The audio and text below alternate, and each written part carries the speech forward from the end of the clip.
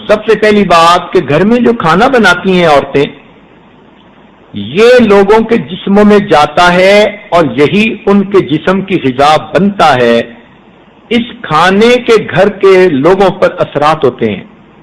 اگر کھانے میں طہارت کا خیال نہ رکھیں، اگر پکاتے ہوئے غفلت کے ساتھ پکائیں تو یہ کھانا ان کے جسم میں جا کر نور پیدا کرنے کی بجائے ظلمت پیدا کرتا ہے۔ لہذا عورتوں کی پہلی ذمہ داری کہ کھانے کو ذکر فکر کی کیفیت میں بنائیں تاکہ مردوں کے دلوں پر نیکی کے اثراتوں اور گناہوں کی ظلمت چھٹ جائے۔ چنانچہ نیک بیویاں کھانا بناتے ہوئے اپنی زبان سے اللہ کا ذکر کرتی ہیں۔ صحابیات کا بھی یہی طریقہ تھا۔ چنانچہ ایک صحابیہ تنور پر روٹی لگوانے بیٹھی، جب لگ گئی تو روٹی اٹھا کر سر پر رکھی روٹی کی ٹوکری اور کہنے لگی، لے بہن میں چلتی ہوں، میری روٹیاں بھی پک گئیں اور میرے 3 پارے بھی مکمل ہو گئے۔ تو صحابیات کی بھی عادت تھی، نیک بیویوں کی بھی عادت ہوتی ہے کہ کھانے کا وقت فقط ہاتھ نہیں چلاتی بلکہ زبان اور دل کو اللہ کی طرف متوجہ کر کے اللہ کی یاد بھی کرتی ہیں۔ اس سے کھانے کے اندر نور آ جاتا ہے۔ آپ اس کا تجربہ کر کے دیکھ لیں کہ بچوں کو آپ باوضو کھانا کھلائیں اور ذکر کے ساتھ کھانا کھلائیں، آپ کے بچوں میں فرما برداری کا جذبہ بڑھ جائے گا۔ خاوند کو آپ ذکر کے ساتھ باوضو اچھا کھانا کھلائیں تو خاوند کے دل میں آپ کی محبت میں خود بخود اضافہ ہو جائے گا۔ کھانے کا بہت اثر ہوتا ہے بندے کے اوپر، اس لیے تو ہمارے مشائخ نے فرمایا کہ 2 چیزیں بنیاد ہیں تصوف کی، رزق حلال اور صدق مقال۔ رزق حلال اور صدق مقال، کھائے تو حلال رزق کھائے اور اگر بولے تو سچ بولے۔ جس بندے میں 2 باتیں آ گئیں، یہ 2 پر ہیں، ان 2 پروں کے ذریعے وہ اللہ تعالیٰ کے قرب کی منزل کو آسانی سے حاصل کر لے گا۔ تو اس لیے بچوں کو جو کھانا کھلائیں وہ ایسا نہ ہو کہ آپ برتنوں کے دھونے دھلوانے میں پاکی ناپاکی کا خیال نہیں، سستی کرتی ہیں، کئی مرتبہ کھانا بناتی ہیں تو ساتھ گانے لگے ہوئے ہوتے ہیں، کھانے بنا رہی ہوتی ہیں اور پتہ نہیں کیا کیا سن رہی ہوتی ہیں۔ تو اب سوچئے کہ پھر اس کھانے میں برکت کی بجائے ظلمت آئے گی تو پھر اس کا اثر خود آپ کو بھگتنا پڑے گا۔ میاں بے دین بنا تو مصیبت آپ کی، اولاد بے دین بنی تو مصیبت آپ کی۔ تو جب دونوں طرف سے مصیبت آپ ہی کے سر آنی ہے تو کیوں نہ آپ ان کو کھانا ہی وہ کھلائیں کہ جس کی وجہ سے ان کے دلوں میں نیکی کا شوق آ جائے۔ دوسری اہم بات کہ ہر کام کو اپنے وقت پہ سمیٹنے کی عادت ڈال لیجئے۔ آج کا کام کل پہ نہ چھوڑیے کہ یہ بھی کل کر لوں گی، یہ بھی کل کر لوں گی۔ وہ کل اتنے کام جمع ہو جاتے ہیں کہ پھر انسان ان میں سے کچھ بھی نہیں کر پاتا۔ سیدہ فاطمہ الزہرا رضی اللہ تعالیٰ عنہ کی زندگی کو دیکھے، اپنا کام خود سمیٹتی تھی، حتیٰ کہ حدیث پاک میں ہے کہ ان کے ہاتھوں کے اندر گٹے پڑ گئے تھے۔ سیدہ عائشہ صدیقہ رضی اللہ عنہا اپنے گھر کا کام خود کرتی تھیں، سیدہ اسماء بنت ابی بکر اپنے گھر کے کام خود کرتی تھیں۔ جس طرح مرد مصلی پر بیٹھ کر عبادت کرے تو آپ سمجھتی ہیں کہ اس کو اجر مل رہا ہے، اس سے زیادہ آپ کو اجر اس وقت ملتا ہے جب آپ کے گھر کے کام کاج کو سمیٹ رہی ہوتی ہیں۔ باعزید مستعمل رحمۃ اللہ نے ایک نوجوان کو دیکھا، ہر وقت نیکی نوافل اس میں مسجد میں مصروف رہتا۔ انہوں نے پوچھا تیرا کیا حال؟ کہنے لگا کہ میرا بڑا بھائی ہے، اس نے کام کاروبار کو سنبھال لیا اور میری روزی کا ذمہ لے لیا اور مجھے عبادت کے لیے فارغ کر لیا۔ باعزید مستعمل رحمۃ اللہ فرمان لگے تیرا بھائی بڑا عقل مند ہے کہ تیری ساری عبادت کا اجر تیرے بھائی کو بھی ملے گا اور تیرا بھائی تجھ سے افضل کام میں لگا ہوا ہے۔ تو مصلی پہ ہی فقط عبادت نہیں ہوتی، عورت گھر کے کام کاج جو کر رہی ہوتی ہے سب کچھ اس کا عبادت میں لکھا جاتا ہے۔ آج مصیبت یہ کہ گھر کے کام کو عورتیں عبادت سمجھ کے نہیں کرتی، مصیبت سمجھ کے کرتی ہیں۔ چنانچہ ان کی ہر وقت یہ خواہش ہوتی ہے کام کرنے والی مل جائے اور میں صرف بتاؤں اور وہ آگے کام کر دے۔ اب بتا کے کام کروا لیا تو جو جسم نے کام کرنے کی مشقت اٹھانی تھی اور اس پر آپ کے نام اعمال میں اجر لکھا جانا تھا تو وہ تو اجر نہیں لکھا جائے گا، تو آپ کے درجے پھر کیسے اللہ کے ہاں بڑھیں گے؟ چنانچہ نبی علیہ السلام نے فرمایا ایک حدیث پاک میں کہ نیک عورت وہ ہے جس کا دل اللہ کی یاد میں مصروف ہو اور اس کے ہاتھ کام کاج میں مصروف ہو۔ تو جب نبی علیہ السلام فرماتے ہیں تو اس کا مطلب ہے کہ عورت کو گھر کے کام کاج خود کرنے کی عادت ڈالنی چاہیے۔ اس کے دو فائدے، ایک تو کام بھی سمٹیں گے، اجر بھی ملے گا، اور دوسری بات کہ اپنی صحت بھی ٹھیک رہے گی۔ چنانچہ آج گھر کے کام کاج کرنے کی عادت نہیں، اس لیے لڑکپن کی عمر ہوتی ہے اور بیماریوں میں مبتلا ہو جاتی ہیں۔ کوئی کہتی ہے میرے سر میں درد ہے، ذرا سا بس کچھ بات سوچتی ہوں سر میں درد ہو جاتی ہے۔ کوئی کہتی ہے کہ میرے جو ہے لو بیک پین شروع ہو گئی ہے، کسی کو آنکھوں میں اندھیرا محسوس ہوتا ہے۔ تو گھر کے کام کاج کو اپنی عزت سمجھیں، اپنا فرض منصبی سمجھیں، اور اس کو سمجھیں کہ مصلی پہ بیٹھ کے جو میں عبادت کروں گی اس سے زیادہ گھر کے کام کاج کرنے سے مجھے اللہ کا قرب نصیب ہوگا۔ تیسری چیز، اپنے گھر کو صاف ستھرا رکھیے۔ حدیث پاک میں نبی علیہ السلام نے فرمایا اللہ جمیل و یحب الجمال، اللہ تعالیٰ خود بھی خوبصورت ہے اور خوبصورتی کو پسند کرتے ہیں۔ تو جب نبی علیہ السلام نے گواہی دے دی کہ اللہ تعالیٰ خوبصورتی کو پسند کرتے ہیں تو اس کا مطلب ہے کہ گھر کی بکھری پڑی چیزیں اللہ تعالیٰ کو پسند نہیں آتی۔ لہذا اس نیت سے عورت اپنے گھر کو صاف ستھرا رکھے کہ میرے گھر کی چیزیں ترتیب سے پڑی ہوں گی، صاف ستھرا گھر ہوگا، میرے مالک کو یہ اچھا لگے گا، میری محنت قبول ہو جائے گی۔ یوں سمجھیے کہ جب آپ گھر میں ویکیوم کلینر چلا رہی ہوں گی تو گھر ہی صاف نہیں ہو رہا بلکہ اللہ تعالیٰ آپ کے دل کے گھر کو بھی صاف فرما رہے ہوں گے۔ تو گھر کا جھاڑو دینا یوں سمجھیے کہ میں بیٹھی اپنے دل کے ظلمت پہ جھاڑو دے رہی ہوں۔ تو گھر کو صاف ستھرا رکھیے۔ اللہ تعالیٰ فرماتے ہیں ان اللہ یحب التوابین و یحب المتطہرین، کہ اللہ تعالیٰ توبہ والوں سے بھی محبت کرتے ہیں اور پاکیزہ رہنے والوں سے بھی محبت کرتے ہیں۔ اس لیے ہر چیز کا صاف ستھرا ہونا، پاکیزہ ہونا اور گھر کی ہر چیز کا سیٹ ہونا یہ اللہ تعالیٰ کی خوشنودی کا سبب بنتا ہے۔ نبی علیہ السلام نے ایک حدیث پاک میں فرمایا کہ عورت جب گھر میں پڑی ہوئی کسی بے ترتیب چیز کو اٹھا کر ترتیب سے رکھ دیتی ہے اللہ تعالیٰ ایک نیکی عطا فرماتے ہیں، ایک گناہ معاف فرما دیتے ہیں۔ اگر اس نیت سے گھر کو صاف رکھیں گی کہ لوگ آئیں گے تعریف کریں گے تو یہ آپ کی ساری محنت صفر ہو گئی۔ اس لیے کہ مخلوق نے کہہ بھی دیا بڑا اچھا گھر ہے تو آپ کو کیا لطف مل گیا؟ اگر اتنی محنت کر کے پسینہ بہا کے فقط لوگوں کی زبان سے ہی آپ نے سننا ہے جی بڑا اچھا گھر ہے تو اللہ فرمائیں گے فقط قیل، یہ کہا جا چکا۔ تو یہ مت نیت کریں، نیت یہ کریں کہ میں گھر کو سیٹ کروں گی، میں گھر والی ہوں، یہ میری ذمہ داری ہے۔ اللہ تعالیٰ خوبصورت بھی ہیں، خوبصورت چیز کو پسند بھی فرماتے ہیں، میں اپنے گھر کو سیٹ کروں گی تو اللہ تعالیٰ خوش ہوں گے۔ جتنے وسائل ہوں جیسے بھی ہوں مگر چیز کے اندر صفائی ہو اور سلیقہ مندی ہو۔ صفائی کے لیے کوئی ڈالروں کی ضرورت نہیں بلکہ انسان نے اپنے کپڑے تو دھونے ہی ہوتے ہیں تو ذرا صاف ستھرے کپڑے رکھنے کی عادت رکھ لے۔ اسی طرح چیزوں کو تو سمیٹنا ہی ہوتا ہے تو سلیقہ مندی سے چیزوں کو رکھ لے۔ تو صفائی اور سلیقے کا ہونا یہ گھر کے خوبصورت ہونے کی دلیل ہوتی ہے۔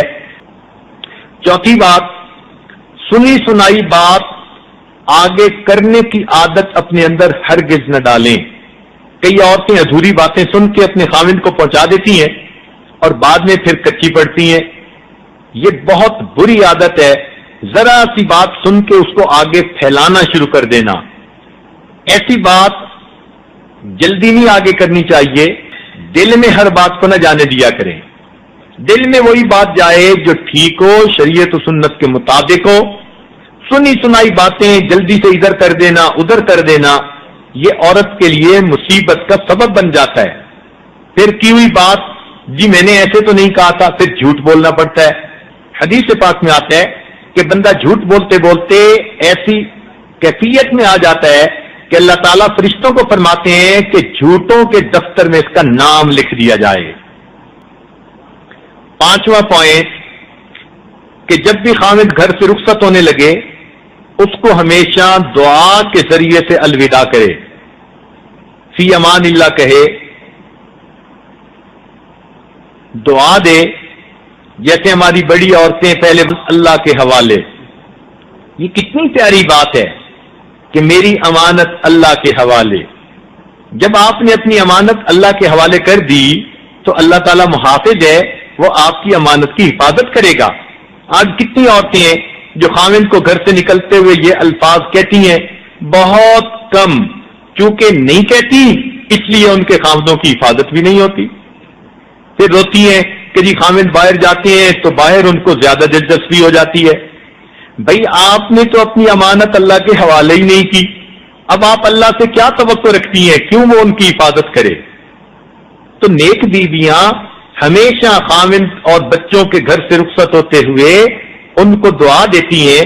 اونچی آواز سے کہنے کی عادت ڈالیں، بلکہ دروازے تک ساتھ آیا کریں اور پھر کہا کریں فی امان اللہ، فی حفظ اللہ، فی جوار اللہ. کچھ نہ کچھ ایسے لفظ کہا کریں، یا ویسے ہی کہہ دیا کریں کہ میری امانت اللہ کے حوالے. تو جب آپ اپنی امانت اللہ کے حوالے کر چکی، اللہ تعالیٰ آپ کو کبھی لیٹ ڈاؤن نہیں ہونے دیں گے. اللہ تعالیٰ پہ بھروسہ، یقین، یہ تو ہماری زندگی کی بنیاد ہے. تو ایک عادت یہ ہو کہ جب خاوند گھر سے رخصت ہونے لگے تو دروازے تک جا کر اس کو الوداع کہیں دعا کے ذریعے سے. اور جب خاوند گھر میں آئے جتنی بھی مصروف ہو، 1 منٹ کے لیے اپنے آپ کو فارغ کر کے مسکرا کے خاوند کا استقبال کریں. 6واں پوائنٹ کہ جب خاوند کا آنے کا وقت ہو تو بیوی کو چاہیے کہ اپنے آپ کو صاف ستھرا رکھے. ہوتا یہ ہے کہ جب باہر کہیں نکلنا ہو تو دلہن کی طرح سج دھج کے ساتھ باہر جائیں گی، اور خاوند نے آنا ہو تو پھر ایسی میلی کچیلی رہیں گی کہ بندے کی دیکھ کے طبیعت ہی خراب ہو جائے گی. یہ بہت بڑی غلطی ہے. بلکہ جتنی بھی نیک عورتیں گزری ہیں ان سب کی یہ عادت رہی کہ وہ روزانہ اپنے خاوند کے آنے کے وقت پر اپنے آپ کو بنا سنوار لیتی تھیں، اور یہ بنانا سنوارنا ان کے لیے عبادت کی مانند ہو جاتا ہے.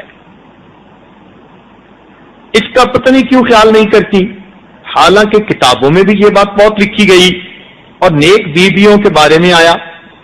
چنانچہ ایک خاتون کے بارے میں آتا ہے کہ وہ ہر رات اپنے آپ کو تیار کرتی، سجاتی، اور اپنے میاں سے بلکہ پوچھتی تھی کہ آپ کو میری خدمت کی ضرورت ہے.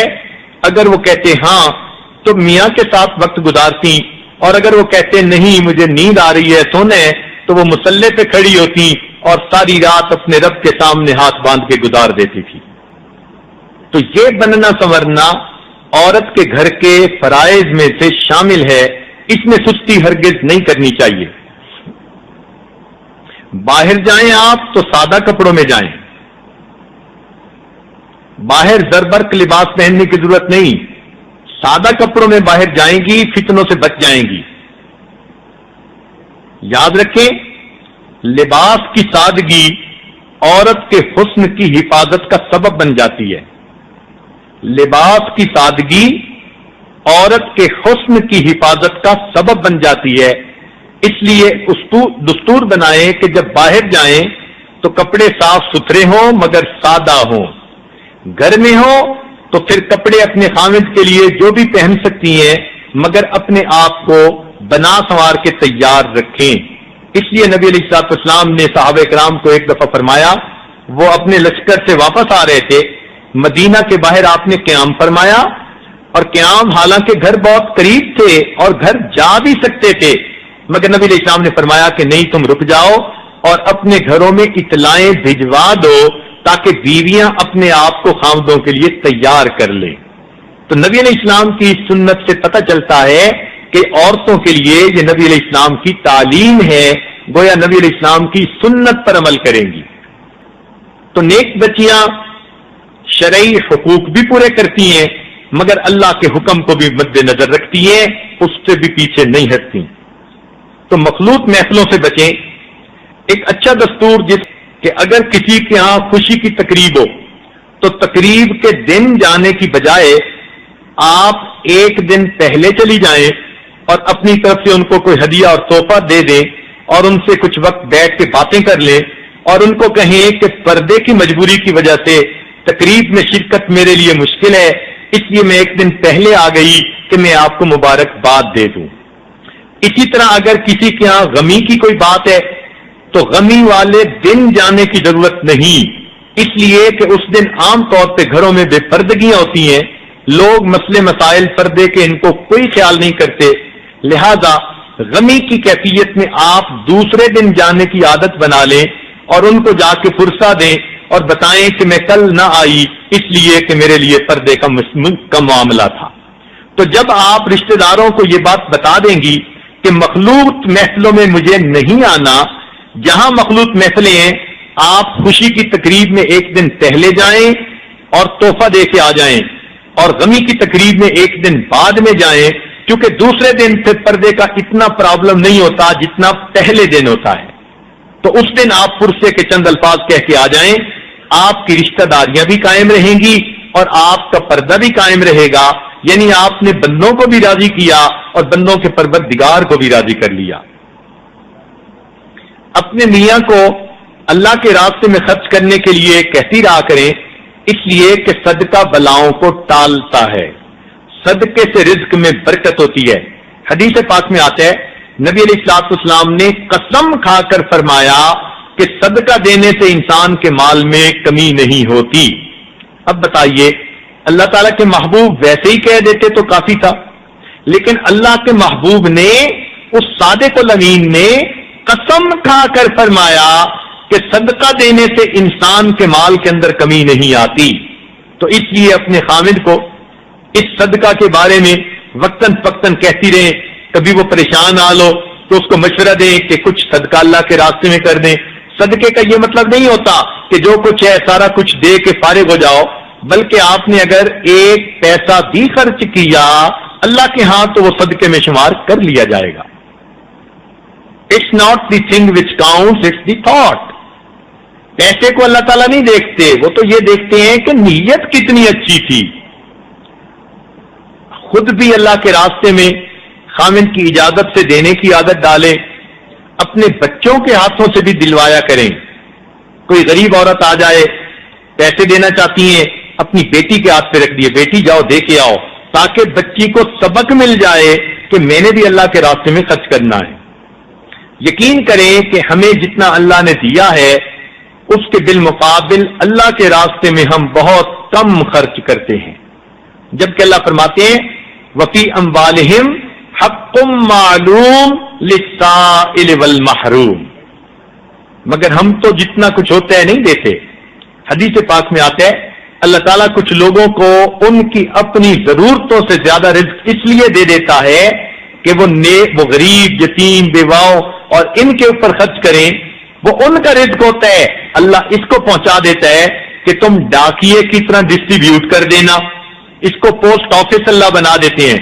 اب اگر یہ بندہ غریبوں پہ خرچ کرتا رہے گا اللہ تعالیٰ اس کو ضرورت سے زیادہ رزق دیتے رہیں گے، اگر یہ خرچ کرنا بند کر دے گا تو اللہ تعالیٰ اس کو دینا بھی بند کر دیں گے، اور اس ڈاک کے لیے اللہ تعالیٰ کسی اور کو چن لیں گے۔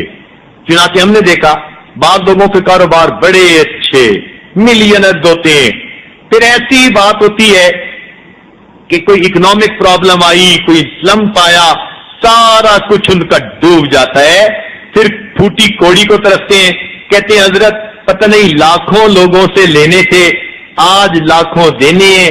وجہ کیا ہوتی ہے کہ وہ سب کچھ ان کا اپنا نہیں تھا، اللہ نے ان کو دیا تھا تاکہ یہ امین بن کر بندوں تک پہنچا دیں، جب انہوں نے اس فرض میں کوتاہی کی اللہ نے ان کو دینا بند کر دیا، ان کو وہ کچھ دیا جو فقط ان کا اپنا حصہ تھا۔ تو اس لیے جب اللہ تعالیٰ کسی کو ضرورت سے زیادہ دے تو وہ اللہ کے راستے میں خرچ کرنے کے لیے خوب ہر وقت کوشش کرے، دل کی سخاوت ہو۔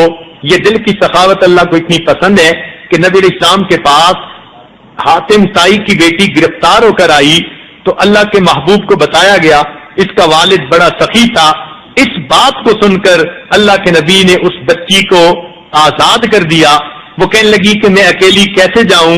چنانچہ آپ نے 2 صحابہ کو اس کے ساتھ بھیجا کہ وہ اس کو بحفاظت واپس گھر پہنچائیں۔ وہ کہنے لگی کہ مجھے اکیلی جاتی شرم آتی ہے، میں آزاد ہو گئی، میرے قبیلے کے سارے لوگ یہاں قید ہیں۔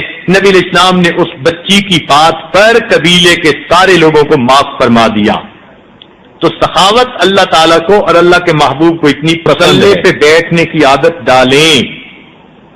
صحابیات کی عادت تھی کہ جب ان کے میاں کام کاج کے لیے چلے جاتے تھے تو وہ چاشت کی وہ گھر کے کام کاج سے فارغ ہو کے چاشت کے نفل پڑھتی تھیں۔ چاشت صلاۃ الضحیٰ کو کہتے ہیں، یعنی جب سورج اتنا بلند ہو کہ باہر کوئی جانور چلے تو اس کا پاؤں جلنا شروع ہو جائے، زمین گرم ہو، اس کو صلاۃ الضحیٰ کہتے ہیں، چاشت کی نماز کہتے ہیں۔ حدیث پاک میں آتا ہے کہ اللہ تعالیٰ نے چاشت کی نماز میں روزی کی برکت کو رکھا ہے۔ اب دیکھیے میاں تو چلا گیا کام کے لیے، تو آپ اگر چاشت کی نماز پڑھیں گی اور دعا مانگے گی، اے میرے مالک میرا میاں اپنے کام کاج کے لیے گھر سے چلا گیا، میں آپ کی بندی دامن پھیلا کر مانگتی ہوں کہ میرے میاں کے کام کو محنت کو قبول کر لیجئے اور اس کے بدلے ہمیں رزق حلال عطا فرمائیے۔ خاوند کام کرے گا، آپ چاشت کے وقت دعا کریں گی، اللہ تعالیٰ آپ کو حلال طیب اور پاکیزہ روزی عطا فرمائیں گے۔ آج صحابیات کا یہ خلق کتنی عورتوں میں ہے، ذرا سوچیں تو صحیح، کتنی عورتیں ہیں جو چاشت کی نماز پڑھ کے اپنے میاں کی رزق میں برکت کی دعائیں مانگتی ہیں۔ جب کرتی نہیں ہے عمل تو پھر اس کا نتیجہ ہوتا ہے کہ گھروں میں بے برکتی ہوتی ہے۔ اول تو روزی نہیں ہوتی، اور روزی وہ ہوتی ہے کہ جو گھر کے اندر الٹا فساد کا باعث بن جاتی ہے۔ 10ویں بات کہ فون پر بات مختصر کرنے کی عادت ڈالیں۔ فون پر بات مختصر کرنے کی عادت ڈالیں، اس کا تعلق بندے کی عادت کے ساتھ ہے۔ کئی عورتوں کو عادت ہوتی ہے کہ بس فون کے اوپر اچھا آپ کیا پکا رہی ہیں، اب یہ کمنٹری چل رہی ہوتی ہے، ہاں میں بھی آج یہ پکا رہی ہوں، اب اس میں آدھا گھنٹہ گزار دیا، اور یہ سمجھ ہی نہیں ہوتی کہ زندگی کا قیمتی وقت ہم نے خواہ مخواہ بیکار کی باتوں میں گزار دیا۔ فون پہ مختصر بات کرنے کی عادت، ٹو دی پوائنٹ بات کرنے کی عادت ڈالیں، اس کا بہت فائدہ، ایک تو وقت بچتا ہے اور دوسرا کئی اور مصیبتوں سے غیبتوں کے سننے سے انسان بچ جاتا ہے۔ اس لیے کہ جو اپنے گھر کی دال پکانے کی باتیں سنائے گی وہ ممکن ہے اپنی ساس کی کوئی غیبت کی بات بھی سنا جائے اور آپ کو پتہ ہی نہ چلے۔ اس لیے فون پر مختصر بات کرنے کی عادت ڈالیں، اور اگر دوسری طرف کوئی غیر محرم مرد ہے تو اپنے لہجے کے اندر سختی رکھیں کہ اگر اس نے 2 فقرے بولنے ہیں تو 2 کی جگہ 1 فقرہ بول کے ہی وہ فون بند کر دے، اس کا اللہ نے حکم دیا۔ نبی چنانچہ قرآن مجید میں ہے، اللہ تعالیٰ فرماتے ہیں فَلَا تَخْضَعْنَ بِالْقَوْلِ، یعنی تم نے غیر محرم سے گفتگو کرنی ہے تو اپنے لہجے میں لچک پیدا مت کرو، نرمی نہ پیدا کرو۔ آج کل تو یہ ہوتی ہے کہ اگر کوئی مرد غیر محرم ہے ایسے میٹھی بن کے بات کریں گی کہ سارے جہان کی مٹھاس کس میں سمٹ آئی ہے، شریعت میں اس کو حرام کہا گیا۔ تو فون پہ بات مختصر کرنے کی عادت تو نمبر 1، اور اگر کوئی غیر محرم مرد ہے تو پھر اس کے ساتھ بات ذرا جچے تلے لہجے میں کریں، سختی کے لہجے میں کریں۔ ایک اصول سن لینا، بات سے بات بڑھتی ہے، یہ فکرہ یاد رکھ لینا، کام آئے گا۔ جوان بچیاں اس فکرے کو اپنے دل میں لکھ لیں باپ سے بات بڑھتی ہے. مقصد آپ سمجھ گئی ہیں. چنانچہ پہلے بات انسان کرتا ہے اور بات کرنے کے بعد پھر ملاقات کا دروازہ کھلتا ہے. چنانچہ اس کی دلیل قرآن پاک سے ملتی ہے. 1,25,000 پیغمبر علیہ السلام آئے مگر ان میں سے کسی نے اللہ تعالیٰ کو دیکھنے کی خواہش کا اظہار نہیں کیا دنیا میں. صرف حضرت موسیٰ علیہ السلام تھے کہ جنہوں نے کہا رب ارنی انظر الیک، اے اللہ میں آپ کو دیکھنا چاہتا ہوں. تو مفسرین نے لکھا کہ 1,25,000 صحابہ میں سے انبیاء میں سے فقط حضرت موسیٰ علیہ السلام نے یہ دعا کیوں مانگی اے اللہ تو آپ کو دنیا میں دیکھنا چاہتا ہوں؟ تو مفسرین نے لکھا اس لیے کہ وہ کلیم اللہ تھے، اللہ سے گفتگو کرتے تھے. جب کوئی گفتگو کرتا ہے پھر اگلا قدم اس سے ملاقات کرنے کو جی چاہتا ہے. تو یہاں سے معلوم ہوا کہ فون پہ جب آپ بات سے بات بڑھائیں گی تو اگلا قدم پھر گناہ کی طرف جائے گا. اس لیے پہلے قدم سے ہی اپنے آپ کو روک لیجئے. اے اللہ اپنی رحمت کے ساتھ ہماری ان دعاؤں کو قبول فرما اور حرمین شریفین کی بار بار زیارت عطا فرما، اپنے محبوب کے در کی زیارت نصیب فرما. اے اللہ قیامت کے دن کو ہمارا سب سے خوشیوں بھرا دن بنا اور اس دن نبی علیہ السلام کے ہاتھوں حوض کوثر کا جام عطا فرما. اے اللہ اپنی رحمت کے ساتھ ہمارے آنے والے وقت کو گزرے وقت سے بہتر فرما، آنے والی زندگی کو گزری زندگی کا کفارہ بنا. میرے مولا ہماری توبہ قبول فرما. اے اللہ ہماری توبہ قبول فرما.